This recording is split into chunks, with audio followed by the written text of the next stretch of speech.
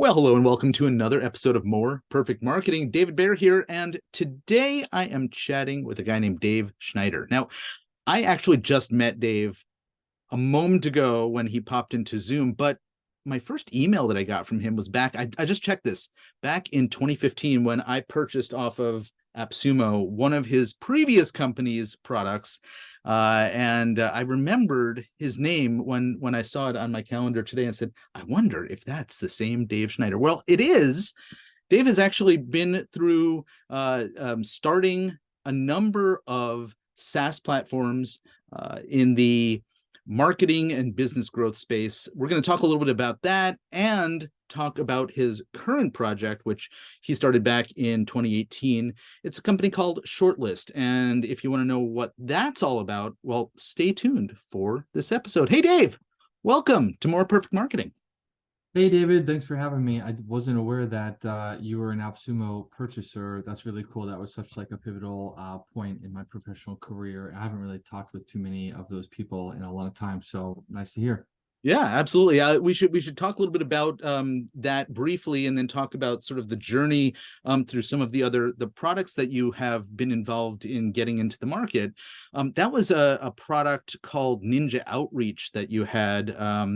I think I picked it up around 2015, and it was one of the earlier versions of what we see a lot these days in our email inboxes, which is outreach, and it's somewhat related to what you're currently working on as well, because I think the core point of that, if I remember correctly, was to find bloggers or other websites who had related subject matter and say, hey, would it be possible to either get a link or allow me to include content on your site? That was sort of the general frame that I remember from that product. Is that right? Yeah, you're definitely right. There's definitely some overlap between Ninja Outreach and Shortlist, for example. Ninja Outreach was a software product I started in 2014. And then, as you mentioned, 2015, a year later, we did the AppSumo launch. And that was really one of the big inflection points in that business where we started to kind of get a lot of eyeballs on what we were doing. Ended up running that for about 4 years or so, sold it in 2018, kind of had a brief transition period where I did various things, consulting, etc., and then eventually started Shortlist. Shortlist, in contrast to Ninja Outreach, is a service-based business that operates in a similar space. There are things related to SEO, link building, content, outreach, and marketing. But certainly the business model is very different. The team is totally different. The brands are completely separate. And the experience has been unique in each case. But within the broader realm of life, etc., they're all kind of in marketing, services, and tech. Yeah, absolutely. And I'm doing a lot of public speaking and training these days on the area of artificial intelligence, which here in 2023 is a really hot topic, especially in the small business space. And I'm talking about to put that particular technology in context. I'm talking about sort of the growth of SaaS tools, the MarTech SaaS growth over the past, decade or more. You may or may not be aware of the annual survey by Chief Martech and this amazing sort of visual that they produce every year with all of the new tools that have come out. Back when they started it 12 years ago, do you have any idea how many tools were on the initial survey that they released? Not really. I mean, I would guess like in the hundreds Yeah, it was around 150, and this May of 2023, it was over 11,000, and that coupled with all of the hundreds of new AI tools that are being released every day right now. I was looking at there's an AI for that.com this morning. There's 9,400 as of today, and of course that's going to just keep being built on top of. So the whole point of me bringing this up is there's a lot of tools out there, and obviously you shifted from tool to service. I'm curious what your experience in the marketing and martech SaaS space has sort of taught you over the years that you've been doing this, and what brought you into a service-based business? Yeah, it's an interesting transition. Obviously, you hear a lot of people on the service side thinking about they want to get into SaaS. They like the scalability of it. They like the multiples that you potentially get if you were to sell it, things like that. There's a lot of attractive things in that business model, the monthly recurring revenue side of things. And all that is very true. But as you pointed out, it's gotten like super crowded. When I started Ninja Outreach in 2014, it was relatively easy to get a hold of people, to get people to try it out. It was something kind of new, interesting. There was a beta list. There were hundreds of people. They wanted to kind of test it out. Nowadays, the likelihood of being able to get anybody to kind of give you the time of day to test like some new tool is very, very low. They're just overloaded with promotions, and they see new tools all the time, and they probably already using lots of tools. So it's become exceedingly difficult to launch SaaS products in marketing tech specifically. Ninja Outreach was my first, but it was not my last. And I tried a couple afterwards, and honestly, they weren't like that successful. Some of that was probably on me personally, just maybe not executing well. But I do think some of it was just the changing of the times, and just that things just got a lot more competitive. It became harder to break through the noise. Services, on the other hand, is not necessarily any less crowded. There are agencies out there, also many thousands, and arguably maybe still more service-based businesses than tools at this point.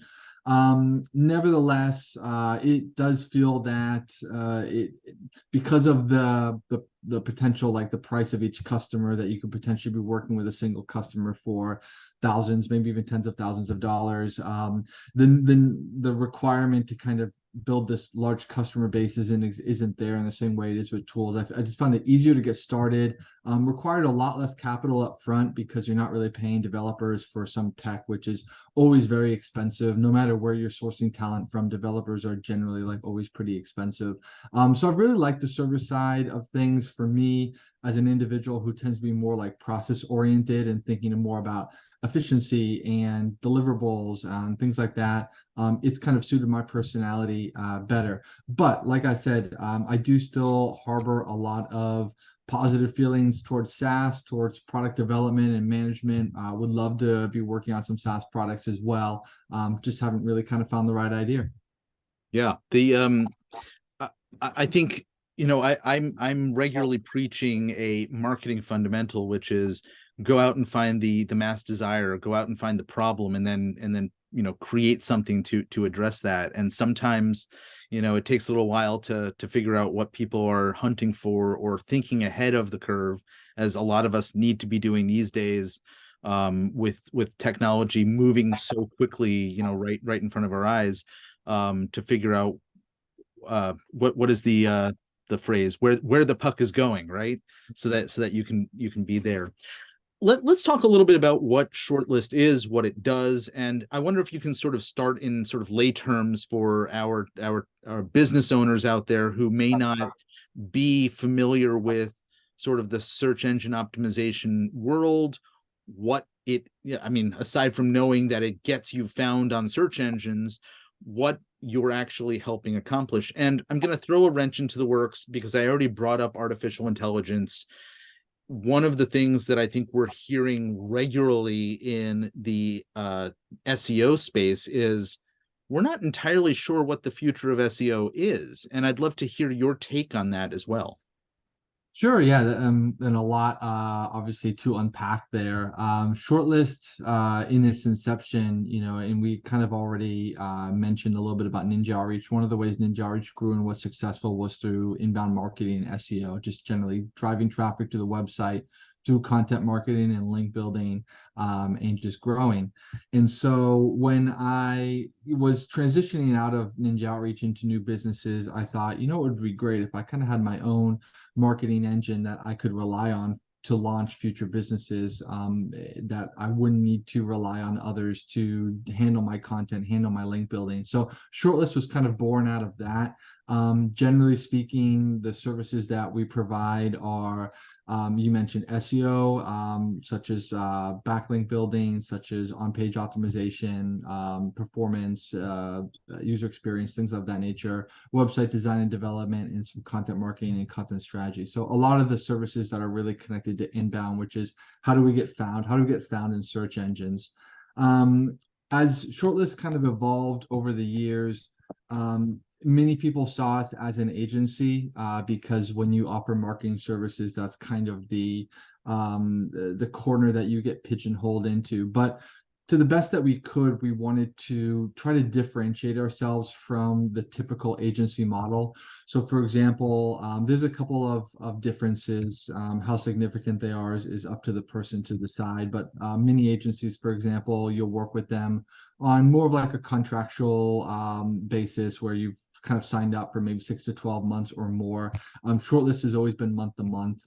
We focus on deliverables for a set price, as opposed to sort of these larger projects that are more custom. So in many ways, it's a productized service, which is essentially when you are kind of delivering a product as a service. You're delivering like an end result month over month as a service. And in this case, for us, that may be some number of backlinks or some number of created blog posts or something along those lines. All of that does revolve around strategy, coming up with the right keywords to target, the right approach for the content that's written, making sure that there's human beings and account managers on our side to kind of liaison with the clients. And that way there are some agency elements to what we do. But it's kind of, like I said, it's a little bit of a hybrid. So that's kind of where Shortlist has sat for the last 5 or so years. As we evolve, and you've already brought up the point of kind of, hey, the market is evolving, SEO is evolving. We've started to think about how we want to position ourselves for the long run and how we're best suited to work with clients. We're moving away from working directly with brands and really trying to be a service provider for agencies. So imagine, for example, you run an agency that does video production, but you have people that need website work, then you don't necessarily want to specialize in that service. You don't want to hire your own in-house team. You don't want to deal with that overhead, but you want to be able to add revenue to your business. So you might look at someone like us to kind of add those marketing services to your arsenal without having to add overhead. Or maybe simply you do offer SEO, but you don't really want to do the in-house work of link building and to create that whole process from scratch. So we're working on shifting towards agencies as our kind of ideal customer profile, and making sure that everything revolving around our process, our deliverables, the communication is built really for agencies, because that just, I think, suits us in our model better. Where things are going, AI and all of that, and SEO in general, I think, and if you've asked other people about this, you'll probably get varied answers, which is to say that I don't think anybody really knows. I don't think overnight anything is going to change dramatically, as much as things like ChatGPT have become super successful and drawn a large user base. I do believe that many people are still going to Google to essentially find businesses and for general kind of contextual and keyword searches. But we do feel like we have to kind of be nimble. We do feel that, like, certain ranking factors like link building may not be a priority in the long run. So we are incorporating a lot of AI tools within our processes to just overall be as efficient as possible, and to try to operate as lean as we can. And then we're kind of seeing where the tides turn. Thank you for unpacking all of that. And I'm glad that you stayed on top of my layered question there as effectively as you did. I want to understand kind of, I've had this conversation with other folks around different types of SEO and different focuses. And one of the big differentiations that I constantly hear is sort of local versus other types of SEO that are reaching a broader, national or international market. And I'm curious to understand sort of your perspective on where it's easier to play, where it's smarter to play strategically for a business, SEO versus investing in other marketing activities that might move the needle more, with more control. What are your thoughts in that area in general? In general, SEO can be expensive, like many marketing services, and so it has to be dealt with like some degree of caution. You want your marketing dollars obviously to earn your return on your investment, and while some channels such as paid advertising, and I think you mentioned that you used to run like a paid ads agency, so you know this even better than I do, but it's a little easier, clearer to see the return, the cost per acquisition. There's better analytics for it. The time to value is a lot quicker. SEO, unfortunately, is a lot of people will mention it as this, well, it's this long game that you need to play over 6 plus 12 months, which on the one hand is true, because it does take that amount of time to kind of build up your domain authority, your presence in the search engines, to kind of see the growth of organic traffic for Google to recognize you.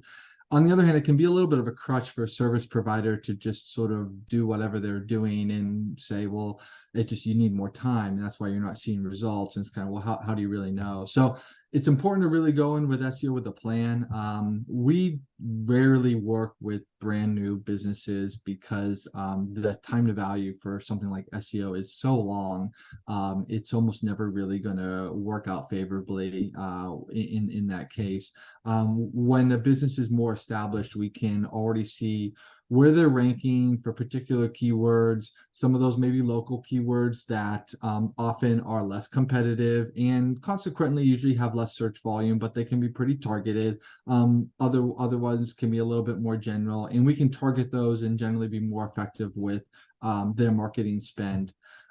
So all of that combined is to say that, SEO is relatively agnostic in the way that, we've successfully worked with local businesses or national businesses, international businesses. It's really kind of about what their goals are, what they're trying, where they're at currently, what they're trying to achieve. Are they trying to increase their authority? Are they trying to rank for a specific keyword? Are they trying to make their website more performant, more user-friendly? Are they trying to create some content to deliver to their audience and build engagement and retention, have something to put out there to the newsletter? All of that is kind of, within the realm of, we need to look at each client individually and determine what we think is the best next steps for them. And that's what's very tricky about SEO, which is why, as I kind of mentioned before, we are a productized service in what we offer, but there's certainly a strategic piece, because if you don't have someone knowledgeable guiding you along the way, it's very easy to just kind of sign up for some arbitrary plan where you're getting some arbitrary stuff without any real clear goal, and that's not good. So let's dig into that a little bit more, because I hit the front page of your current website, right, and you're talking about sort of at the banner is talking about backlinks, but I know that much of what you're and you listed this before, what you're doing isn't simply just getting backlinks. You're also looking at a business's site that they have, and you deal with things like testing on the site, conversion rate optimization on the site, and those aren't necessarily all about getting the traffic from the outside. So can you talk a little bit, we can talk about how that relates, but that's a pretty obvious. I wonder if you can talk a little bit more about sort of what the process is, what you're looking for and what you're aiming to achieve in these areas of activity in your business that aren't about backlinks. Yeah, and that's definitely our sort of, I guess, oversight, I would say, in terms of the way we currently position, the way we kind of represent ourselves. And this is one of, we're currently in the process of adding some landing pages to illustrate more of the services that we do, and eventually making changes to the homepage so that it doesn't just scream backlinks at you. That was one of the earlier really services that was foundational to Shortlist, but we've kind of started to continue to offer that, but become a bit broader. With each client, with each brand, they are coming in a totally unique journey to them. How long have they been doing online marketing? Is this a brand new website? Is this something that has years of credibility and authority behind it? What types of marketing things have they been doing? Do they have content creation? Are they more active on social media? Is their website, does it convert well? If we were even to drive traffic to it, would it matter? Or would people just bounce? All that kind of needs to be evaluated in terms of really determining kind of what's the next step, because it doesn't make sense to just store traffic at a website that doesn't convert. And so, when someone meets with us, we put in a lot of time to do an upfront analysis and present them with a campaign vision and strategy. And I have sort of surreptitiously investigated other service providers and pretended to kind of be on the client side of things to sort of understand how they approach this. And I can say that, from the ones that I've come across, not many have done it up to the level that we do. They tend to be a bit more templated and just sort of say, hey, this is what we do, this is what we offer, take it or leave it. In our case, it takes well over a week to really kind of do the due diligence, to investigate the website, understand where they're at, and make a really customized recommendation on what next steps should be with them. At the end of the day, with services specifically, it's really about achieving results for the client. Software, I think, is a little more nebulous. It's lots of users go in and out of tools, and it's much more self-service. So if they do or don't get results, they can kind of look at, themselves or the product features or something like that. But when somebody really commits to you as a service provider, they're really expecting you to get them from A to Z, and the onus is really on you. So we do a lot of upfront research, not just to kind of impress the client and make the sale, but to feel confident in ourselves that what we're going to present actually has a real opportunity for success, at least within like 6 to 12 months. Obviously, you're looking for some kind of movement, some sort of reaction within a couple of months, because if not, then people are going to wonder why they're working with you at all. But real kind of success for inbound marketing is mostly on the scale of many months and honestly potentially years. So that's a lot of the work that gets done into kind of evaluating a client and making sure we're a good fit for each other. And then it's up to them, obviously, to decide whether or not they think it makes sense for them, their priorities, their visions for their marketing. You said something early on there about, if they have been doing online or digital marketing for a while. And I'm curious to understand if you think about or account for all of the other marketing that may exist out there in the world offline, and how that affects somebody's behavior on a website, during whatever their experience is. Yeah, this is one of the things that's always really difficult with marketing, sort of the attribution side of things. And it's not even just offline, as you mentioned, but really just other online things as well. And when you're a service provider and you're working specifically with something like link building or content marketing or whatever is the services that you're providing, there's likely other things that the brand is doing. They're likely other, active on social media or with their newsletter. They could be running some sort of promotion. They could be making tweaks to their website. They could completely redesign it, which could make it better or make it worse. And unfortunately, that you are kind of subject to that, and you're always generally somewhat of a role player within a bigger picture. And then, of course, there's the offline stuff as well, which can just be it could be seasonality. It could be just the general atmosphere for the services and the business that they offer. That's going to have a large effect on your the outcome of the campaigns that you're working on. And unfortunately, that's kind of one of the downsides of the service business, that there are just many things that are out of your control. So you have to sort of be confident in your process, and you do have to kind of stick to measurable results and deliverables that you think are less likely to be influenced by everything else that's kind of going on. we would love obviously to be able to kind of talk with each client and really get into the, this is what your sales are, this is how your sales have increased with the work that we've done, this is the revenue that we've brought to you. All that would be great to be able to kind of communicate, and would certainly make our case a lot stronger when we talk with clients. But realistically, there's just so many other things kind of going on. It would sort of be a case of us taking credit when things are going well, and us sort of pointing the finger at someone else when things were not. So we generally stay very particular to certain metrics that we've talked with them up front, whether it's the ranking of a particular keyword, or their overall organic traffic, or their domain authority, things that are less likely to be kind of influenced by a lot of outside factors. And then, whether or not that at the end of the day they're kind of getting business value from that is the whims that you're subject to as a service provider. Yeah, I can see it. I mean, there's a complexity to the way that I think our entire service industry is set up in the marketing world, which requires somebody to sort of be at the center of all that decision making, and putting together the various media or channels that they're dealing with, and figure out, how do they play together, if at all.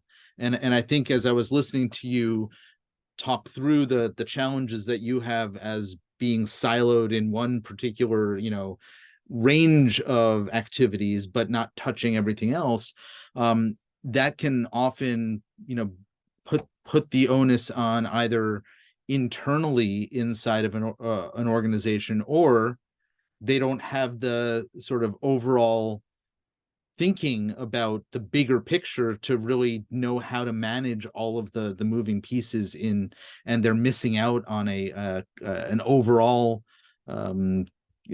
strategic, systematic approach to all of the stuff that they have going on.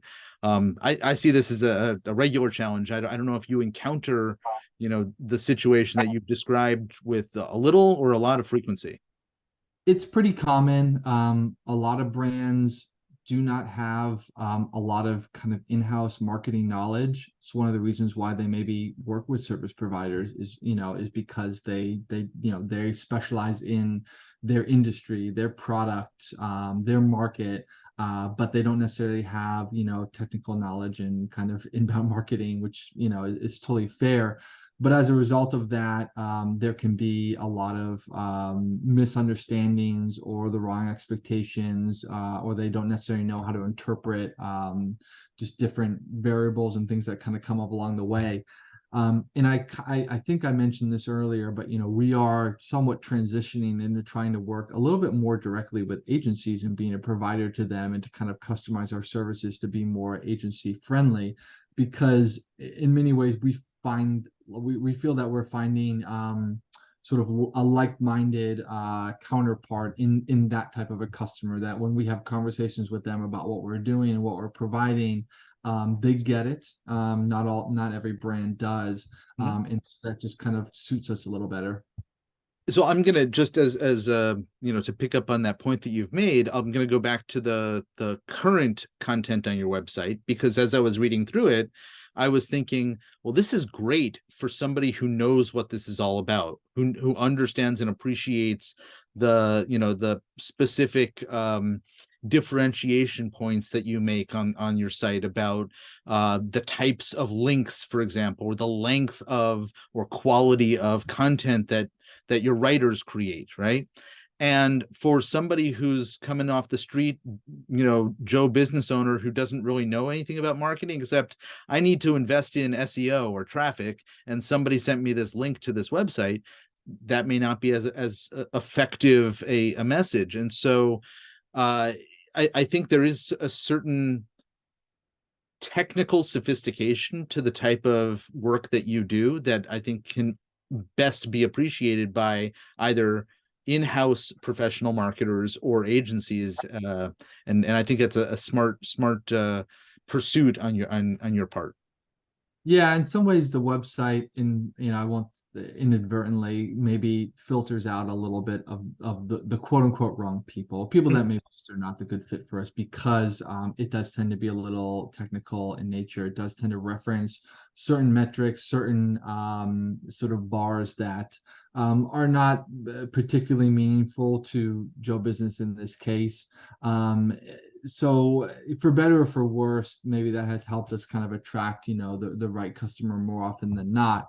But at the same time, you are potentially turning away, other good candidates, I guess.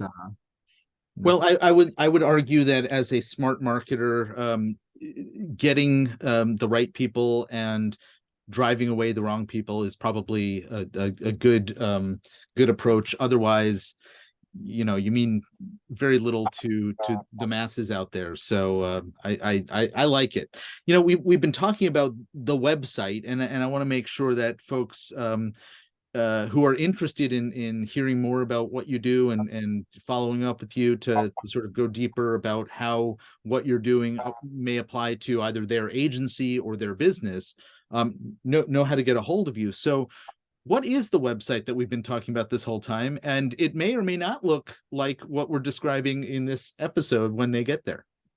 Yeah, I hope it doesn't. Of course, I never know exactly when each podcast will go live. Sometimes it's on a scale of weeks or months, which is totally fine. But we are actively making some additions, transitions on our website, as I do recommend everybody really does. Every, I don't know, couple, at least a couple of years, to do a little housekeeping and determine whether or not you think you're really still speaking the right message to the right people. That website is shortlist.io, not to be confused with other ones, because there are .coms and .cos and things like that. We weren't the first, and we probably won't be the last, but that's where you can find us and where you can find me. Well, brilliant. Hey, Dave Schneider, this has been a fascinating sort of look into or look under the hood of what it means to build out both SaaS businesses, service businesses in the marketing world, and then digging into the whole concept behind the value that SEO can and will continue to bring to businesses, as well as sort of the aspects of the on-site activities that we need to consider with our businesses as well. So thank you for coming on and chatting with us. Thank you for having me, David. Yeah, indeed. Folks, you've been listening to More Perfect Marketing. If you know somebody who can benefit from listening to the conversation you just heard, please share this with them. Until next time, my name's David Baer. See you soon. Bye.